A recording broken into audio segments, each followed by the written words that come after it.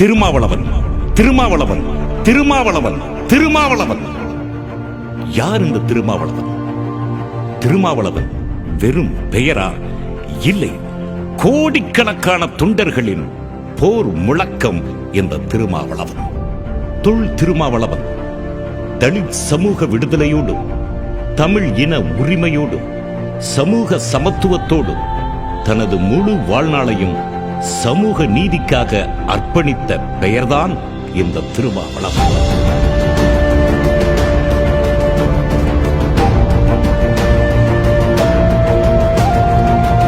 சாதி ஆதிக்கம், மதவெறி ஆதிக்கம், சமூக புறக்கணிப்பை எதிர்த்து தனது உழைப்பால் முன்னேறி ஒடுக்கப்பட்ட மக்களின் உரிமைக்காக போராடும் பெருமைமிகு மனிதர் இந்த திருமாவளவன். ஏன் இந்த வெற்றி விழா? எதற்கு இந்த வெற்றி விழா? விடுதலை சிறுத்தைகள் கட்சியை மாநில கட்சியாக இந்திய தேர்தல் ஆணையம் அங்கீகரித்துள்ளது. பானை சின்னத்தை விசிகாவுக்கான நிரந்தர சின்னமாக ஒதுக்கீடு செய்துள்ளது. இது மகத்தான சாதனையாகும்.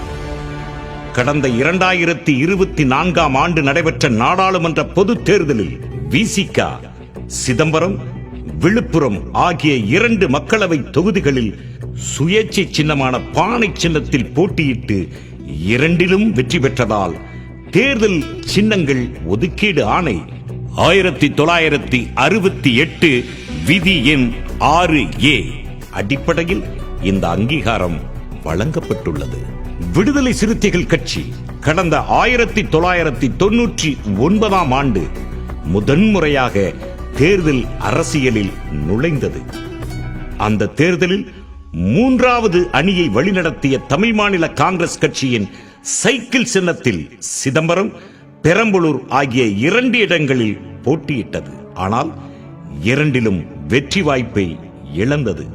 குறுகிய கால இடைவெளியில் சிதம்பரத்தில் சுமார் 2.25 லட்சம் வாக்குகளையும் பெரம்பலூரில் சுமார் 85,000 வாக்குகளையும் பெற்றது விடுதலை சிறுத்தைகள் கட்சி. 2001ஆம் ஆண்டு நடைபெற்ற சட்டமன்ற தேர்தலில் திமுக கூட்டணியில் தமிழ்நாட்டில் 8 இடங்களிலும் புதுச்சேரியில் 2 இடங்களிலும் என மொத்தம் 10 இடங்களில் போட்டியிட்ட விசிகா அந்த தேர்தலில் திமுகவின் சின்னமான உதயசூரியனில் போட்டியிட்டது. அந்த தேர்தலில் தலைவர் எழுச்சி தமிழர் மட்டும் வெற்றி பெற்றார். அதன் மூலம் விசிகா தனது முதல் தேர்தல் வெற்றியை ஈட்டி சட்டமன்றத்தில் அடியெடுத்து வைத்தது. 2004ஆம் ஆண்டு நாடாளுமன்ற தேர்தலில் ஐக்கிய ஜனதா தளம் கட்சியோடு கூட்டணி அமைத்து அக்கட்சியின் அம்பு சின்னத்தில் 8 இடங்களில் போட்டியிட்டது. அனைத்திலும் வெற்றி வாய்ப்பை இழந்தது.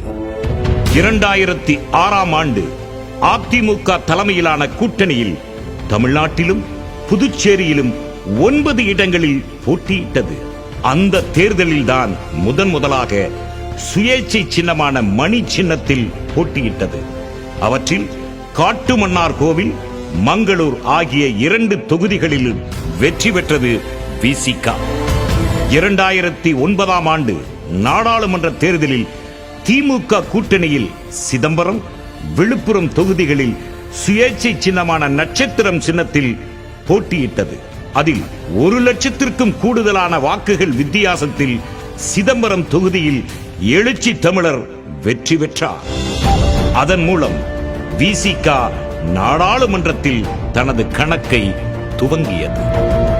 2011ஆம் ஆண்டு சட்டமன்ற தேர்தலில் திமுக கூட்டணியில் சுயேட்சை சின்னமான இரட்டை மெழுகுவர்த்தி சின்னத்தில் 10 இடங்களில் போட்டியிட்டது.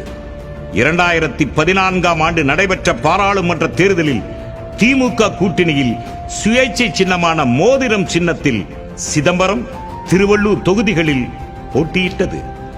2016ஆம் ஆண்டு சட்டமன்ற தேர்தலில் 3வது அணி அமைத்து 25 தொகுதிகளில் சுயேட்சை சின்னமான மோதிரம் சின்னத்தில் போட்டியிட்டது விசிகா.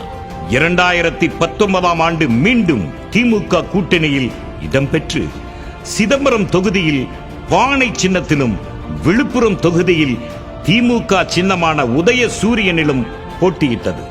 2 தொகுதிகளிலும் வெற்றி பெற்ற போதிலும் ஒரு தொகுதியில் மட்டுமே விசிக சின்னத்தில் வென்றதால் மாநில கட்சி அங்கீகாரம் கிடைக்கவில்லை. அடுத்து வந்த 2021 சட்டமன்ற தேர்தலில் திமுக கூட்டணியில் 6 இடங்களில் சுயேட்சை சின்னமான பானை சின்னத்தில் போட்டியிட்டு 4 இடங்களில் வெற்றி பெற்றது.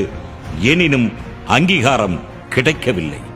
2024 ஆண்டு நாடாளுமன்ற தேர்தலில் திமுக கூட்டணியில் சிதம்பரம், விழுப்புரம் ஆகிய 2 தொகுதிகளிலும் பானை சின்னத்தில் போட்டியிட்டு வென்றதால் தேர்தல் ஆணையத்தால் மாநில கட்சி என்று அங்கீகரிக்கப்பட்டது விடுதலை சிறுத்தைகள் கட்சி.